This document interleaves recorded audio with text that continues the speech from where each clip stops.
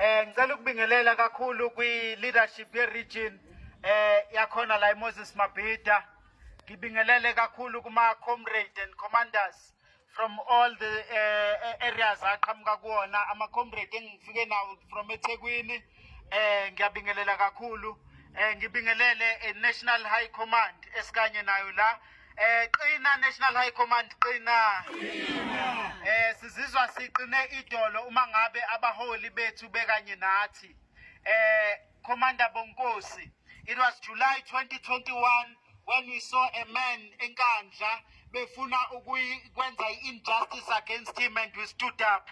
And sama simino nqamalala befuna ukumsoconga. Satha kukho zinyane lemvubu ladliwa zingwenya kwacweba iziziba amandla. Sasukuma satha ngeke sesimiyeke unqamalala soma naye. But loko, it was a principle ukuthi wherever and whenever the racist apartheid remnants attack against our own, sizosukuma njengoba sisukumile namhlanje amandla.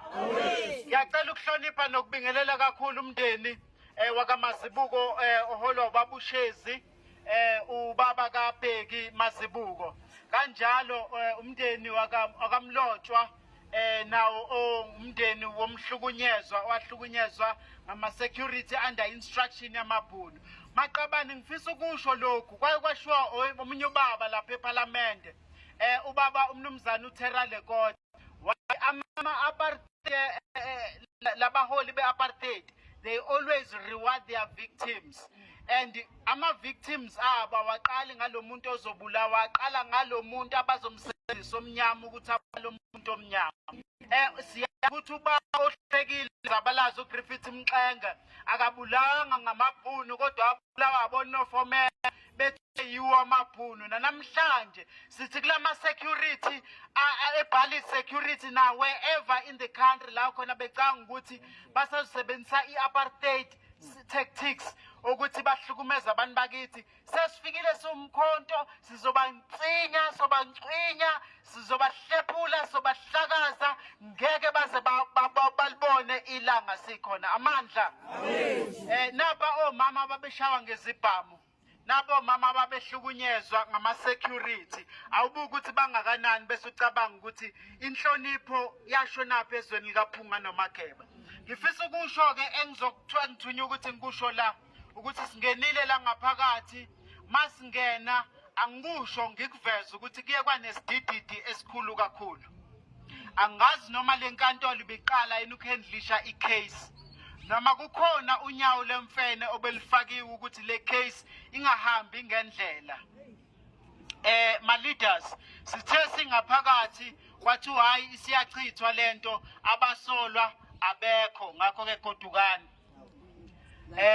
Sasukuma ngenhloso ukuthi phela sesiyaphuma ngoba sesiyahamba, kuthiwa hayi icala selichithiwe, kwathi hayi kusekhishwe iwarrant of arrest ngoba bafikanga. Mase siphumile futhi hayi kusho ukuthi uBheki asho cha napha abantu abangigile bakhona la ngaphakathi.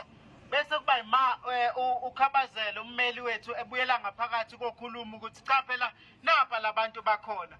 Kube kuhlelwa ukuthi asibuyele ngaphakathi futhi siyoza ukuthi iqhubekanike. Sithe sasingaphakathi la buya futhi ijaji kanti bese lingenile kwawukuthi liyayichitha le matter liyaphuma. Labuya ke laselibabuza ke labo ukuthi kungani beningasabeli manibizwa, bathi hayi cha abezwanga. Angikusho ukuthi mhlawumbe khona ikhubale bebelinikiwe kwathi hayi nizothithibala nje bazonikhohlwa nikhona. Alisebenzanga ke, usufikile umkhonto waliphuphisa amandla.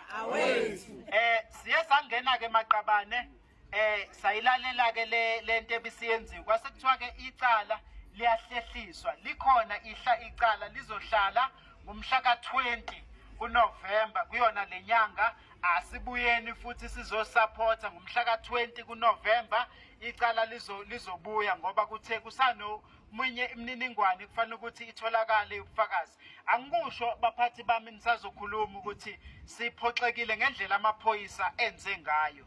Awazange abuqoqe bonke ubufakazi kufanele ngababuqoqile. Noma ngingakaze ngibe yiphoyisa kodwa ngiyakholwa ukuthi makuthiwa kusetshenziswa ibhamu kuhlukunyezwa abantu kufanele ngabe lezo ibhamu siqoqiwe zafayelwa ukuthi izibhithi kufanele ngabe amafoni ebebewasebenzisa ukuxhumana benza le nkohlakalo kufanele ngabe aqoqiwe.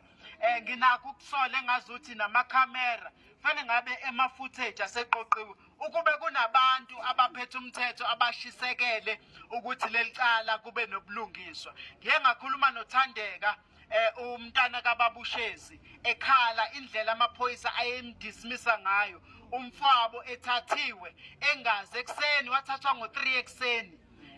Mangabe efika e-police station ethi angibazi labantu abamthathile ukuthi bangobani, ngenhlanhla wakwazi ukuthatha i-number plate eyakhipha ukuthi ubhalid security uye lo onukubeza abafowethu. Ukube lokho akwenzekalanga ngazi ukuthi ngabe kwenzakalani.